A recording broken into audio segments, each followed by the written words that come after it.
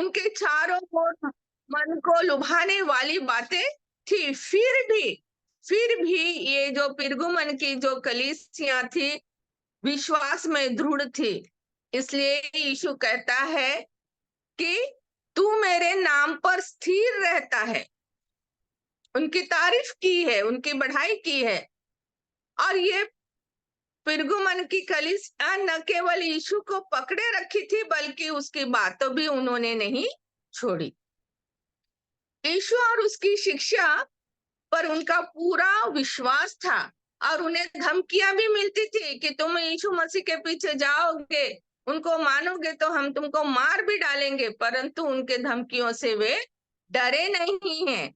और इसीलिए यीशु कहता है कि तू मेरे नाम पर स्थिर रहता है, और मुझ पर विश्वास करने में उन दिनों में भी पीछे नहीं हटा जिनमें मेरा विश्वास पात्र अंतिपास तुम्हारे बीच उस स्थान पर घात किया गया जहां शैतान रहता है।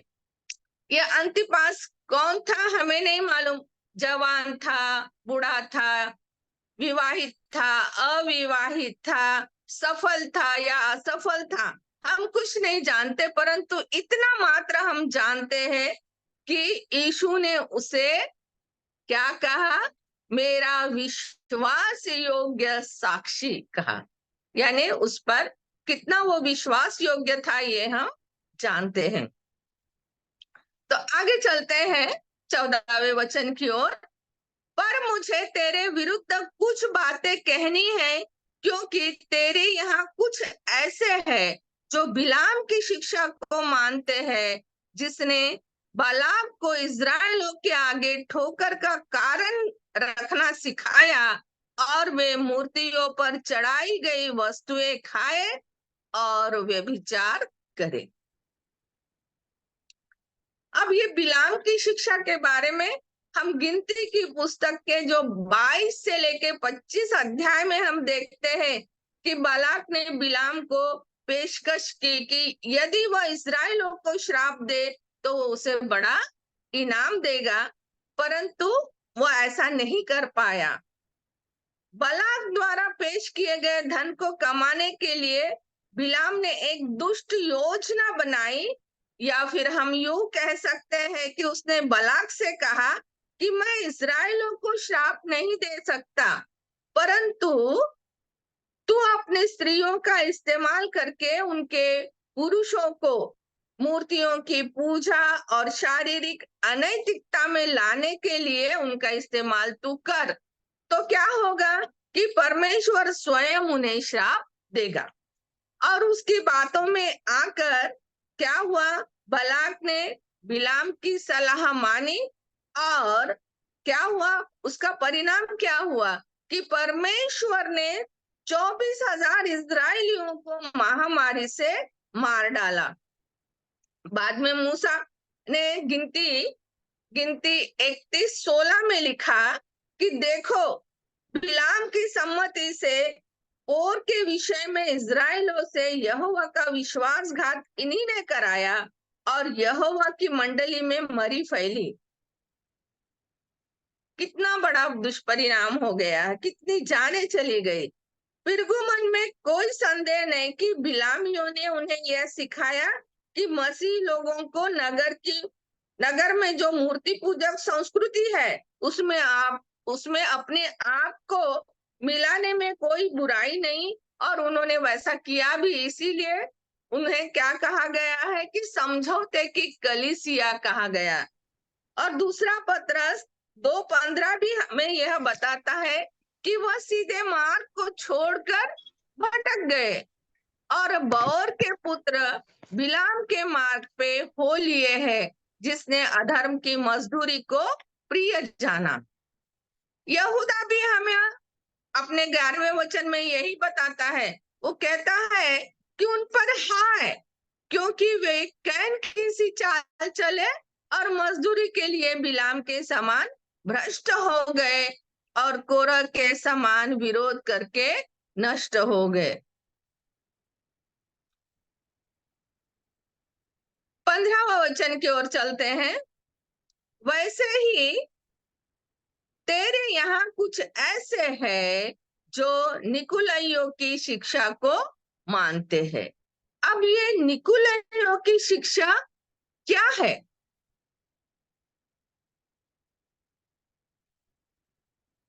निकुलइयों की शिक्षा के बारे में हम देखते हैं कि इनके बारे में हम जानते हैं कि उनको निकुलइयों को दो मुख्य शिक्षाओं में जोड़ता है, यौन अनैतिकता और मूर्तियों का चढ़ाया गया भोजन खाना। मूर्तों के आगे बलि की हुई वस्तुएं खाना, व्यभिचार कराना, ये निकुलियों ने सिखाया है। और ये सारी बातें यीशु मसीह को पसंद नहीं थी, इसीलिए प्रेरित पौल भी अपने 15वें अध्याय और 20वें आयत में हमें चेताता है कि उन्हें लिख भेज, वे अशुद्धताओं और व्यभिचार और गला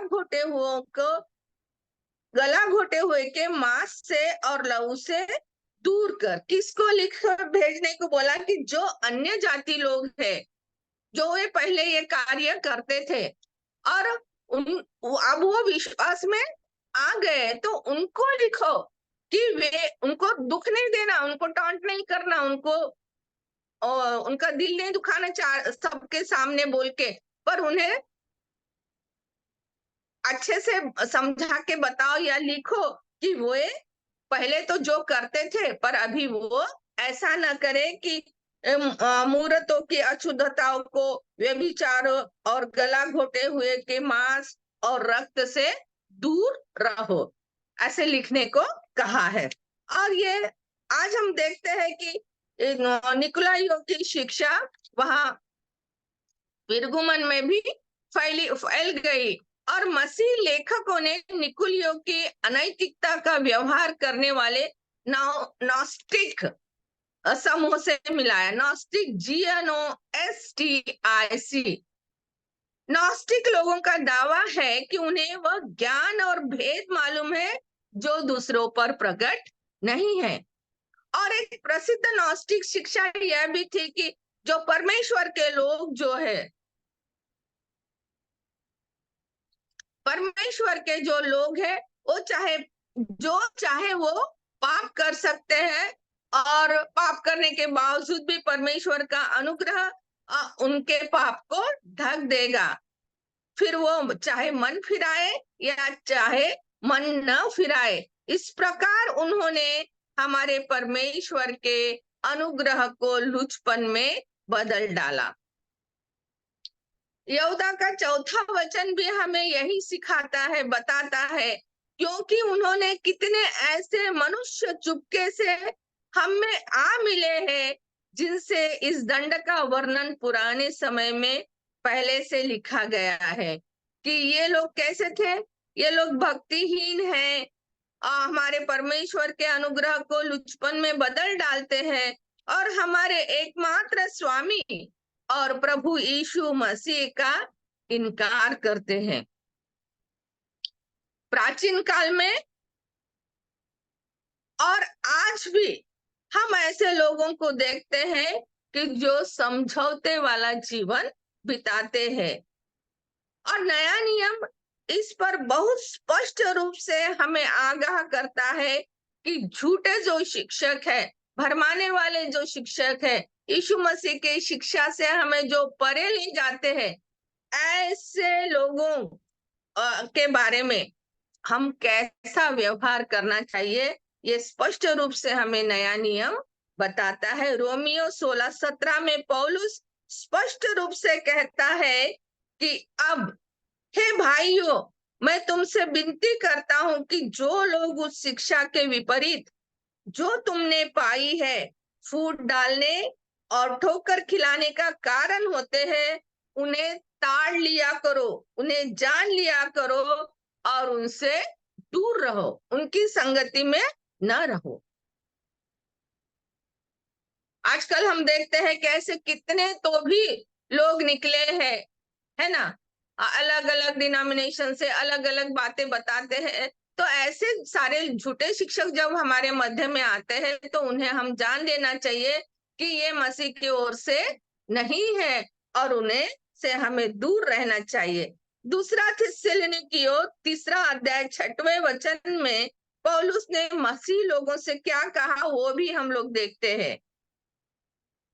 हे भाइयों, हम तुम्हें अपने प्रभु यीशु मसीह के नाम से आज्ञा देते हैं कि तुम हर एक ऐसे भाई से अलग रहो जो अनुचित चाल चलना और जो शिक्षा उसने हमसे पाई है उसके अनुसार नहीं करता। यूहन्ना भी अपनी दूसरी पत्री में के 11वें वचन में कहता है, यही चेतावनी देकर कहता है कि यदि कोई तुम्हारे पास आए और यही शिक्षा न दे तो उसे न तो घर में आने दो न उसे नमस्कार करो, क्योंकि जो कोई ऐसे जन को नमस्कार करता है वह उसके बुरे कामों में साझी होता है। बहुत से लोग आजकल हमारे घरों में आते हैं और अलग अलग बातें हमें बताते हैं, तो उनको हम लोग ताड़ कर उसी समय ये कहना है कि भाई हम तो वचनों को पढ़ने वाले यीशु मसीह को मानने वाले लोग हैं, आप हमारे मध्य में न रहे, और प्रेम से उनको हटा दे। पिरगुमन की मसीह के लोगों ने इन स्पष्ट निर्देशों को क्यों नहीं माना, ये भी एक सवाल हमारे मन में आता है कि भाई शायद उसमें उस वक्त में उन लोगों को लगा कि जो झूठे शिक्षकों के मंडली में हम बैठेंगे नहीं तो लोग हमें क्या कहेंगे, या फिर उनको अगुओं का डर था होगा, या सरकारी अनुशासन सरकार का भी डर रहा होगा कि ये हम पे कुछ अनुशासनात्मक कार्य करेंगे, हमें जेल में डालेंगे, हमारा सताव होगा ऐसे, फिर या फिर हमारी मंडली में वो लोग गड़बड़ी कर सकते हैं। कारण जो भी चाहे वो हो, परंतु झूठे शिक्षकों के प्रति उन्होंने यही एक नियम अपनाया कि जियो और जीने दो, तुमको जो करना है करो और हमें भी जीने दो। और ऐसे जो नीति है जियो और जीने दो की नीति को यीशु मसीह ने पसंद नहीं किया और उन्हें पसंद भी नहीं है। 16वें वचन की ओर हम चलते हैं। अतः मन फिरा, नहीं तो मैं तेरे पास शीघ्र ही आकर अपने मुख की तलवार से उनके साथ लड़ूंगा।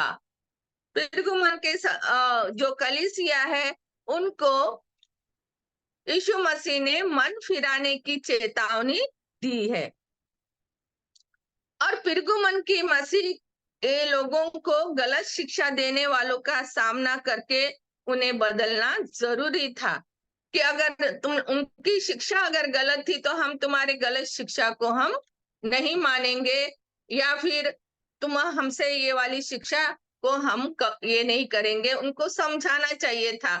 आज भी देखो कोई हमारे मध्य में कोई गलत राह में अगर जाता है तो उनको भी हमें समझाना है, चेताना है, उसके दुष्परिणाम उनको बताना है। अगर नहीं बताते हैं तो हम भी पाप के भागीदारी होते हैं कि औरों को समझाने का सिखाने का जिम्मेदारी भी यीशु ने हमें दी है।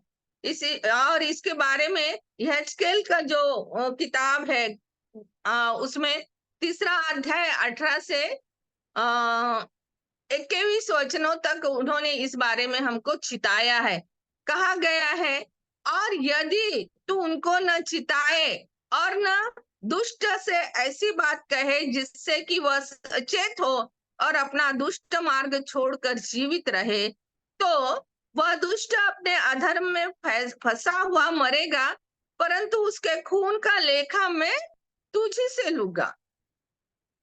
पर यदि तू दुष्ट को चिताए और वह अपने दुष्टता और दुष्ट मार्ग से न फिरे, तो वह तो अपने अधर्म में फंसा हुआ मर जाएगा, परंतु तू अपने प्राणों को बचाएगा। उसको चेताने के बाद भी अगर वो चेत नहीं रहा, समझ नहीं रहा, पाप के खाई में गिरी रहा, तो वो तो अपने शारीरिक रूप से आत्मिक रूप से तो मर जाएगा, परंतु हमने जो अच्छे कार्य किए, हमने चेताया, उसका हमें रिवार्ड मिलेगा, उसके हम अपने प्राणों को बचा लेंगे।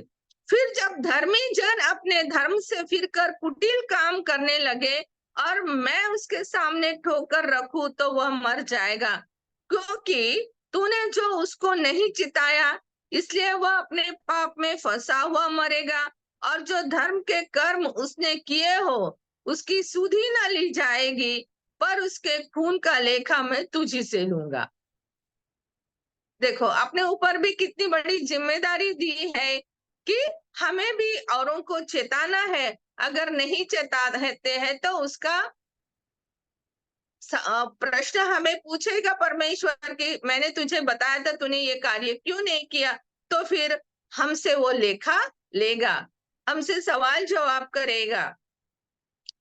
लेकिन परंतु यदि तुम धर्मी को ऐसा कहकर चिताए कि वह पाप न करे और वह पाप से बच जाए, तो वह चितौनी को ग्रहण करने के कारण निश्चय जीवित रहेगा और तू उसके प्राण को बचाएगा। अगर हम उन्हें समझाते हैं, चेताते हैं अच्छा क्या है बुरा क्या है, और वो सुनता है, वो तो अपने प्राणों को तो बचा ही लेता है, परंतु हमारे प्राणों की भी रक्षा होंगी, हमारे लिए भी परमेश्वर ने रिवार्ड रखा है।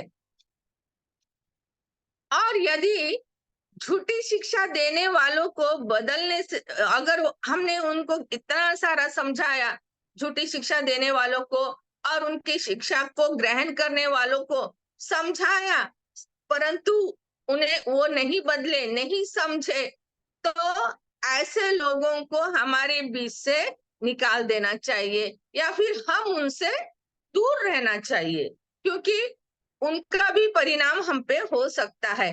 पहला कुरिन्थियों 5:13 हमें बताता है कि परंतु बाहर वालों का न्याय परमेश्वर करता है, इसीलिए उस कुकर्मी को अपने बीच से निकाल दो।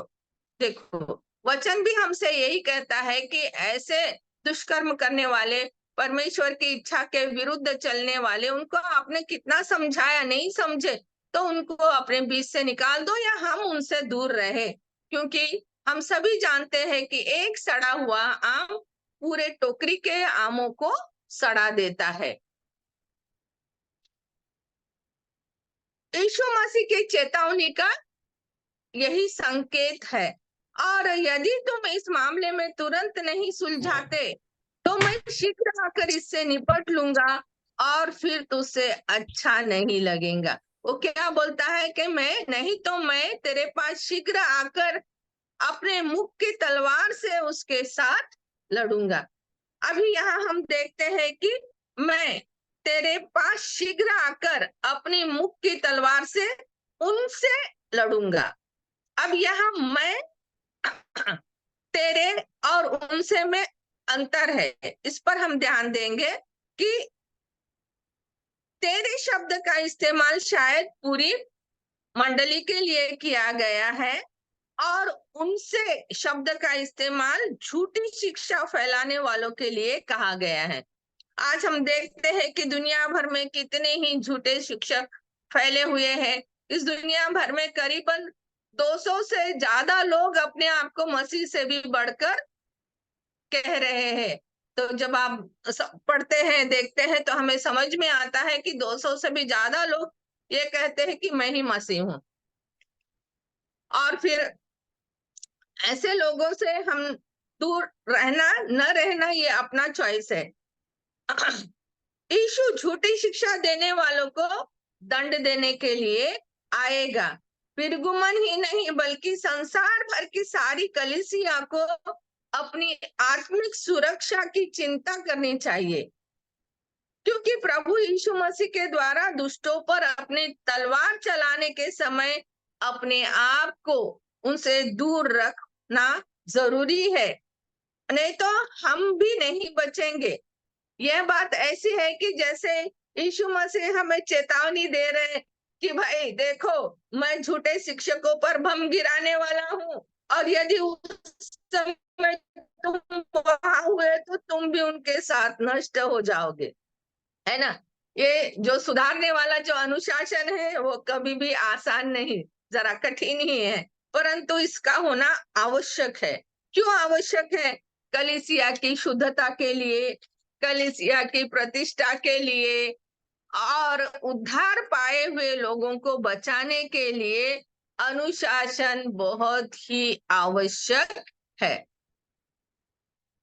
इसीलिए वो कहते हैं कि मैं जब आऊंगा तो क्या तलवार चलाऊंगा, अपने मुख की तलवार से उनके साथ लड़ूंगा, और उनके सामने तो हम कोई टिक नहीं सकते। इसीलिए हम सभी को, सिर्फ पिरगुमन की कलीसिया नहीं, पर आज दुनिया भर के लोगों को हमें अपनी आत्मिक सुरक्षा के बारे में सोचना है, अपने आत्मा को बचाना है। पूरे संसार को हमने अगर जीत लिया और हमने आत्मा को नहीं बचाया तो हमने क्या पाया? सब व्यर्थ। 17वें वचन की ओर हम चलते हैं। जिसके कान हो वह सुन ले कि आत्मा कलीसियों से क्या कहता है। जो जय पाए उसको मैं गुप्त मन्ना में से दूंगा, और उस एक श्वेत पत्थर भी दूंगा, और उस पत्थर पर एक नाम लिखा हुआ होगा जिसे उसके पाने वाले के सिवाय कोई न जानेगा। यहाँ परमेश्वर ने पिरगुमन की कलीसिया को ही नहीं तो हमें भी एक बहुमूल्य दी, आश्वासन दिया है, अभिवचन दिया है, प्रॉमिस दिया है। और पहला प्रॉमिस क्या दिया है कि जो जय पाए, यानी जो मेरी अनुसार चले और उसमें जय पाए, उनको मैं गुप्त मन्ना में से दूंगा। ये गुप्त मन्ना क्या है? गुप्त मन्ना इसका मूल पुराने नियम में है। जंगल में इजराइलों के सफर के दौरान परमेश्वर ने उन्हें मन्ना खिलाया था। इसका संदर्भ हम निर्गमन 16:13 से 36 वचनों में मिलता है, और कृपया इसको घर में आप लोग पढ़ ले, जिस समय के अभाव है। उसी तरह हम लोग भजन 78, 78 और 23-24 वचन में भी आसाप का भजन है ये। आसाप अपने भजन में भी लिखता है कि परमेश्वर ने आकाश को आज्ञा दी और स्वर्ग के द्वारों को खोला और उनके लिए खाने को मन्ना बरसाया और उन्हें स्वर्ग का अन्न दिया। ये सारी बातें हम जानते हैं। और मन्ना का एक यह पात्र याद दिलाते रहने के लिए कि परमेश्वर ने अपने लोगों को जंगल में भी स्वर्ग का मन्ना उपलब्ध करवाया था और उनके लिए उपलब्ध करवाता रहेगा। करवाया वहीं तक सीमित नहीं है कि हो गया भाई तुम 40 साल तक मैंने खिलाया, वो नहीं, और भी उपलब्ध करवाता रहेगा। इसलिए क्या किया उसने? वाचा के संदूक में एक पात्र रखा था, और इस कारण वो गुप्त है। अभी भी संदूक में रखा हुआ है, इसीलिए गुप्त रखा है। फिर ये वाचा का संदूक कैसा था? वाचा का संदूक चारों ओर सोने से मढ़ा हुआ था। उसमें क्या क्या रखा हुआ था? इसमें मन्ना से भरा हुआ सोने का मर्तबान। दूसरी बात क्या थी? हारून की छड़ी जिसमें फूल भी आए, फल भी आए। और फिर तीसरी बात क्या थी? वाचा की पटिया, 10 आज्ञाओं की जो पटिया थी वो उसमें रखी हुई अभी भी है। जब हम देखते पढ़ते हैं तो इतिहासकारों का और पुरातत्व जो विभाग के वैज्ञानिकों का कहना ये है कि जहां पर यीशु मसीह को सलीब पर चढ़ाया गया था, है ना, और फिर क्या है, सब दरक भी गया है, तो उसके नीचे ठीक जहां सलीब गड़ा हुआ था, ठीक उसके नीचे पहाड़ी गुफा है, और उस पहाड़ी गुफा में वो रखा हुआ उनको मिला, ऐसा वो कहते हैं। और फिर यीशु मसीह के शरीर से जो एक एक लहू का कतरा बहा, उसमें से कुछ लहू वो दरके हुए चट्टानों में से अंदर तक गया। और जब ये लोग खोज करता गए तो ये संदूक तो मिला, पर लहू का भी वहां पे उनको मिला, और वो लोगों ने वो खरोच के निकाला, और उसका डीएनए जब टेस्ट किया गया तो वो डीएनए टेस्ट के द्वारा ये सिद्ध हो गया कि ये किसका लहू है? यीशु मसीह का लहू है। और वो संदूक आज भी वहां रखा हुआ ऐसे कहते हैं। और पिरगुमन की कलीसिया के जो लोग परमेश्वर की आज्ञा मानेंगे तो वे जय पाएंगे। वही नहीं, हम भी जो परमेश्वर की आज्ञा को मानते हैं तो हमें भी क्या देने जा रहा है उन्हें? वो गुप्त मन्ना में से देने जा रहा है। कितना बड़ा अभिवचन है कि कितना बड़ा रिवार्ड है कि गुप्त मन्ना से पिरगुमन के सदस्यों को मिलेगा। जब पिरगुमन के बारे में जब मैं पढ़ती हूँ तो ऐसा लगता है कि हम भारत के जो लोग हैं ऐसे ही सिचुएशन में हैं। यही वो हम सब पिरगुमन की कलीसिया ऐसे लगता है मुझे। छाया दीदी, मन्ना दीदी, आपको क्या लगता है? वैसा ही मुझे लगता है। देखो, और वो जब वो इफिसिस को रिवार्ड दिए तो उनको इफिसिस को क्या बोलता है कि जो जय पाए मुझसे उसे जीवन के पेड़ में से परमेश्वर के स्वर्गलोक में फल खाने को देंगे। जीवन का फल दिया। हाँ, और स्मुरना को क्या बोलता है कि दूसरी मृत्यु की नहीं होगी, परंतु पिरगुमन किस लोगों को दो दो रिवार्ड मिले हैं। दो रिवार्ड मिले हैं, वो तो गुप्त मन्ना से भी देंगे। और फिर दूसरा अभिवचन दिया है कि उसके उसे एक श्वेत पत्थर भी दूंगा। श्वेत पत्थर भी दूंगा और उस पत्थर पर एक नाम लिखा हुआ होगा जिसे उसके पाने वाले के सिवाय कोई नहीं जानेंगे। देखो, हमें गुप्त मन्ना में से पिरगुमन को मिलने जा रहा है, हमको भी मिलने जा रहा है। और फिर ये जो श्वेत पत्थर, ये श्वेत पत्थर क्या है? तो प्राचीन समय में इस्तेमाल इसका होता था जब न्यायाधीश न्याय करता था तो वो जो फैसला हाँ में सुनाता था तो सफेद पत्थर रखता था, फैसला ना में तो काला पत्थर रखता था। यानी ये सफेद पत्थर सहमति का और सम्मति दर्शाने का, स्वीकृति दर्शाने का एक सिंबल हुआ करता था। और जो काला पत्थर था वो अस्वीकृति यानी नापसंदी का अब सिंबल हुआ करता था। और परमेश्वर का श्वेत पत्थर दिया जाना परमेश्वर के स्वीकृति के समान होना है। तो श्वेत पत्थर यानी उसको हम प्रिय है, तू मेरे प्रिय है, मैं तुझे, और उस पे मैं एक नाम लिखूंगा, परंतु वो नाम उन्होंने गुप्त रखा, किसी को भी नहीं बताया। और वो कहता है कि जिसको मिलेगा वही जानेगा, बाकी कोई नहीं जानेगा। और कितना बड़ा रिवार्ड वो हमें देने जा रहा है कि गुप्त मन्ना में से देने वाले हैं और उसके श्वेत पत्थर भी हमें मिलने वाला है। और ये जो पिरगुमन की कलीसिया के नाम का ये जो घोषणा करता है कि मसीह बनना कोई आसान नहीं है। यीशु आज भी ऐसे लोगों के तलाश में है प्रियो, जो उसे पकड़े रहने का साहस रखते हैं। एडवर्स कंडीशनों में भी देखो, वो मसीह को नहीं छोड़ते, किसी भी हालात में विश्वास को इनकार नहीं करते। आज भारत में भी हम देखें कि कितने लोगों के ऊपर कितना अन्याय हुआ है और उन्होंने अपने प्राणों को दिया परंतु विश्वास से इनकार नहीं किया है। ऐसे लोगों की तलाश यीशु को आज भी है, जो ऐसे भाई और बहनों का सामना इतने प्रेम से कर सकते हो, जिनके जीवन और शिक्षा ईश्वरीय मानक से मेल नहीं खाता, फिर भी उनको क्षमा करते हैं। परमेश्वर समझौते सहन नहीं करता। समझौता करने के बाद भी अगर हमने मन नहीं फिराया तो हमें नहीं प्रेम करेंगे। अगर समझौते करने के बाद हमें कोई समझा रहा है और हमने मन फिराया तो उसको हम स्वीकार करते हैं।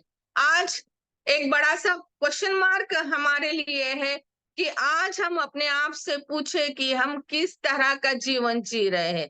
समझौते वाला जीवन जी रहे हैं कि कैसा जीवन जी रहे हैं। अब ये जो पत्र है, पिरगुमन को जो लिखा हुआ जो और संदेश है, ये हम में से हर किसी को विजयी बनने की चुनौती देता है। ये पढ़ने के बाद हमें लगता है कि उनको जब मिल रहा है, वो ऐसे हालातों में स्थिर है, निपट रहे हैं और परमेश्वर के प्रिय बन रहे थे, हम क्यों नहीं हो सकते? ऐसे चुनौती दे रहा है। अपनी कायरता पर, अपनी लापरवाही और विश्वास की कमी पर विजयी होने का चुनौती देता है और प्रोत्साहन भी देता है, ताकि हम वह बन जाए जो यीशु चाहता है। यदि हम चाहे कि हमें भी गुप्त मन्ना और श्वेत पत्थर, वो हमें दे सकता है, हमारे चाहने पे है, हमारे चाहने पे है। हमारी चाहत कब होती है? कि हम दो कंडीशनों का जब पालन करते हैं। सबसे पहला कि हम प्राण जाते तक हम विश्वास में दृढ़ रहे, और दूसरा है कि सदैव हमारे जीवनों में हम यीशु के भय, मार्ग और प्रेम में चलते हैं, उसके अच्छे बच्चे बनते हैं, उसके अच्छे दास बनते हैं, उसके अच्छे बेटे बेटियां बनते हैं। तो आज भी वो रिवार्ड हम सभी के लिए रखा हुआ है। अगर हम ऐसे करते हैं तो कि देखो वह कैसी अपनी आशीषों की बरसात हम पर करता है, और इनमें से गुप्त मन्ना और श्वेत पत्थर भी हमें मिल सकता है। यदि हमारे जीवनों में कोई आत्मिक आवश्यकता है, तो हम तो खुद निरंतर प्रार्थना करें ही करें, परंतु अगुओं से और अभिषिक्तों से प्रार्थना करवाए कि वचन की तलवार हमारे, मेरे, आपके, हम सभी के मन को छुए और हम सभी को इसी समय प्रभु की आज्ञा मानने के लिए तैयार करे, ताकि न्याय की अपनी भयंकर तलवार से जब हमारा सामना होगा, है ना, तो फिर हमारे साथ यीशु कभी वो तलवार से न लड़े। जब हम उसके भय, मार्ग, प्रेम में बढ़ रहे हैं, उसकी आज्ञा को मान रहे हैं, तो वो क्या करेगा? हमसे तलवार से नहीं लड़ेगा, क्योंकि हम उसके प्रिय चुने हुए हैं, चुन लिया है। गलती करते भी है तो गलती की माफी हमें परमेश्वर से और यीशु मसीह से मांगना है, पवित्र आत्मा के चलाए हम चलना है, क्योंकि मत्ती 25:41 हमसे कहता है कि तब जब यीशु मसीह तलवार चलाने आएगा, दोबारा आएगा, तो हमें सुसमाचार नहीं देगा, वो हमारा न्याय करने के लिए आने वाला है। तब वो अपनी न्याय की भयंकर तलवार हमारे साथ कभी नहीं लड़ेगा, अगर हम उसके प्रिय है। मत्ती 25:41 वचन भी हमसे ये कहता है, तब वह बाई और आने वाले से कहेगा, हे शापित लोगों, मेरे सामने से उस अनंत आग में चले जाओ जो शैतान और उसके दूतों के लिए तैयार की गई है। अब हमें फैसला करना है कि हमें यीशु के दाई तरफ रह के उसके उत्तराधिकारी, उसके स्वर्ग लोक के उत्तराधिकारी बनना है, कि बाई तरफ के जो लोग हैं, जो शैतान और उसके दूत है, उनके तरह अनंत आग में चलना है। Choice is ours. चुनाव हमें करना है। कोई हमें समझा सकता है, बार बार बता सकता है, परंतु मानना न के लिए हमें हमेशा पवित्र आत्मा से मांगना है, सहायता मांगना है, और वचनों को पढ़ना भी है। और फिर कोई कोई क्या करते हैं, सिर्फ नया नियम ही पढ़ते हैं, पुराने नियम को नहीं पढ़ते हैं। तो ये सब गुप्त मन्ना के बारे में, है ना, बिलाम की शिक्षा, ये जो पुराने नियम के में जो लिखा है वो हम नहीं जान पाते, क्योंकि यीशु मसीह ने कहा कि मैं पुराना नियम रद्द करने नहीं आया हूँ, पुराने नियम की परिपूर्तता नए नियम में करने आया हूँ। इसीलिए हमें दोनों भी नियम पढ़ना है, पुराना नियम भी पढ़ना है और नया नियम भी पढ़ना है। और जब हम पढ़ते हैं, नहीं समझता है, तो जब हम प्रेयर करते हैं तो पवित्र आत्मा हमें मार्गदर्शन देता है कि किस, या फिर हमको नहीं समझ में आता है तो ऐसे लोगों को भेजता है कि वो हमें समझा सके। और इसीलिए परमेश्वर ने हमें समझ बुद्धि दी। परमेश्वर करे कि हम सभी परमेश्वर के इस वचनों से आशीषित होकर हम विजयी जीवन जीने की चुनौती को हम स्वीकार करें, और निश्चय ही हम पवित्र आत्मा के मार्गदर्शन के द्वारा, परमेश्वर की आशीष, कृपा, अनुग्रह के द्वारा परमेश्वर जो पिरगुमन को देने जा रहा है वो हमें भी मिले, ऐसे परमेश्वर के चरणों में प्रार्थना करती हूँ आप सभी के लिए और मैं मेरे लिए भी। Thank you. Praise the Lord। बहुत मेहनत किया समाधान आपने, आपकी मेहनत हमें दिखाई आपका देती मार्गदर्शन जो भी है, और बहुत ही एक क्रमबद्ध तरीके से आपने, जैसा हमने बताया था कि इन अंशों को लेकर चलना चाहिए, वैसे भी बताने की कोशिश की है। तो ये कोशिश जारी रखिए ताकि आप और आपके द्वारा कई और लोग भी उन्नति को पाए। यहाँ पर मैं एक दो बातें आप जो छूट गई, गलत नहीं बोले आपने, सही बोला है, लेकिन एक दो बातें जो छूट गई मैं उन्हीं को बताना चाहूंगी कि आपने बताया जय पाए हुए। तो कौन है जय पाए हुए? वो लोग जो गलत शिक्षाओं से, व्यभिचार से, निकुलियस की शिक्षा से, बिलामवाद से अपने आप को दूर रखते हैं, वो ही लोग जय पाएंगे। तो हम में से कितने हैं जो हम अपने आप, यानी एक शब्द में बोलूं तो दुनियादारी से, जैसे गलीतियों का 5 उसके 18-19 से लेके 21 तक लिखा हुआ है, उन सारी चीजों से जब हम अपने आप को बचा के रखेंगे, हम उन्हीं शिक्षाओं का पालन करेंगे जो यीशु मसीह ने बताया। जैसा कि आपने कहा बहुत कठिन है क्योंकि हम दुनिया में रहते हैं, लेकिन यहाँ पर एक बात हमको जानना बहुत जरूरी है। जो कहते हैं कि पतरस ने कहा शायद वो बातें कि तुमको ये सोचना है कि तुम इस दुनिया में रहते जरूर हो, लेकिन तुम दुनिया के नहीं हो, दुनिया के समान न रहो, परदेसी हो, यात्री हो। तुम परदेसी हो, यात्री हो। तो हमको वो बात ध्यान में रखना है, तभी हम जय पाए हुओं में हमारी वहां पर गिनती होगी। तो जय पाने का मतलब हमारी इन सारी बुराइयों के ऊपर विजय पाना, यानी अपने मस्तिष्क पे, अपने मन पे, अपनी अभिलाषाओं पे, चाहे वो शारीरिक हो या चाहे वो हमारी और कुछ किसी आत्मिक अभिलाषाएं भी कुछ कुछ होती है कि मैं बहुत बड़ी वक्ता बन जाऊं, मैं बहुत बड़ा ये बन जाऊं, आत्मिक अभिलाषा। उन सारी बातों से हमको बचाए रखना है, वही इंसान जय पाएगा। दूसरा पॉइंट आपने बताया स्वर्गीय मन्ना। आपने बहुत अच्छा बताया कि स्वर्गीय मन्ना क्या है, और पुराने नियम शास्त्र में स्वर्गीय मन्ना इन लोगों को दिया गया हुआ था, लेकिन यहाँ पर स्वर्गीय मन्ना एक प्रतीक भी है, क्योंकि यीशु मसीह ने, अगर हम यूहन्ना की पुस्तक उसका 6वां अध्याय उसकी 48 से 51 आयतों को पढ़ते हैं, तो वहां पर यीशु मसीह ने कहा कि मैं जीवन की रोटी हूँ, मैं जीवन की रोटी हूँ, यानी मैं वो स्वर्गीय भोजन हूँ जो तुम्हें देता हूँ। इसलिए जो कोई मेरे मांस को खाएगा वो अनंत जीवन वहां पर पाएगा। तो यीशु मसीह खुद हमारे लिए स्वर्गीय भोजन, स्वर्गीय रोटी बनके इस दुनिया में आए, क्योंकि अब छुपा हुआ मन्ना तो हमको देगा, मतलब यीशु मसीह खुद हमको हमारी सारी प्रावधानों को, हमारी सारी जरूरतों को, हमारी सारी जिन चीजों की हमको सख्त जरूरत है वो खुद वो वहां पर स्वर्गीय मन्ना बनकर हमको प्रोवाइड करेगा।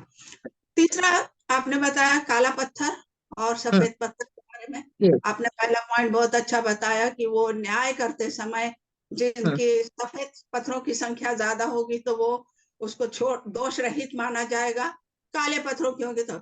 यहाँ पर याजकों की जो सामने पट्टी होती थी उसके ऊपर उरीम और थुम्मीम नाम के 2 पत्थर लगाए होते थे, और जब याजक न्याय करता था, जब याजक न्याय करता था तो उन्हीं पत्थरों के द्वारा वो न्याय करता था।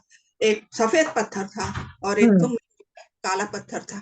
तो जो पत्थर सामने चमक जाता था वहां पर अनुसार वहां पर न्याय होता था। और आपने जो कहा कि जो इंसान पुराना नियम शास्त्र नहीं पढ़ता उसको इन पत्थरों के बारे में ज्ञान नहीं होता।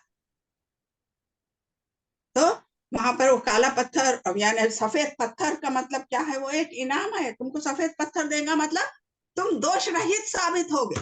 यस, तुम्हारे ऊपर के सारे दोष वहां पर मिटाए जाएंगे। और यीशु मसीह ने खुद को सफेद पत्थर बनाया हमारे लिए, ताकि वो पत्थर हमें मिले और हम दोष रहित वहां पर होने पाए। ठीक है। अब आखिरी और एक पत्थर का आपने बताया, और एक प्रतीक है सफेद पत्थर का, वो है सफेद वस्त्र, निर्दोषता की निशानी।